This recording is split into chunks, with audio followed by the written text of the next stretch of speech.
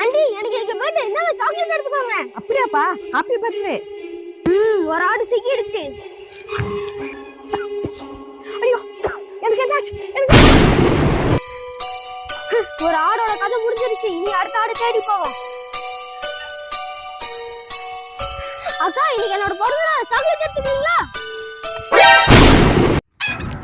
இன்னொரு ஆடோ மாட்டிக்கிச்சு. இவன் இங்க என்ன பண்ணிட்டு இருக்கான்? இன்னும் வேற ஏதாவது ஆடு இங்க இருக்கா?